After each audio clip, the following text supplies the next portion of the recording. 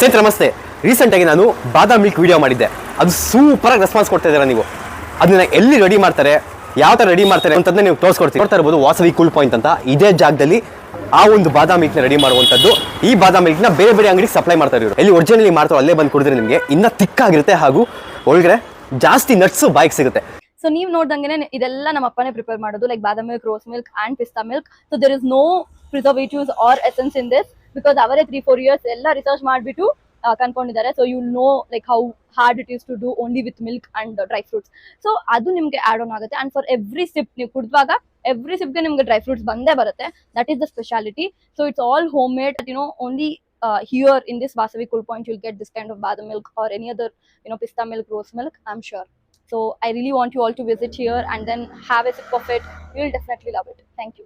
इधर बादाम मिल्क मिलेगा, सब अच्छा है, बड़े आइटम अच्छा मिलता है, बहुत बढ़िया है इधर. ರೋಸ್ ಮಿಲ್ಕ್ ಚೆನ್ನಾಗಿದೆ ಇಲ್ಲಿ. ಸ್ನೇಹಿತರೆ, JP ನಗರಲ್ಲಿ ಲೊಕೇಟ್ ಆಗಿರುವಂಥ ಉಡುಪಿ ಉಚ್ಚರ್ ಹೋಟೆಲ್ ಪಕ್ಕದಲ್ಲಿ ಬಾಲಾಜಿ ಮೆಡಿಕಲ್ಸ್ ಇದೆ. ಆ ಬಾಲಾಜಿ ಮೆಡಿಕಲ್ಸ್ ಪಕ್ಕದಲ್ಲೇ ಇರುವಂಥದ್ದು ವಾಸವಿ ಕೂಲ್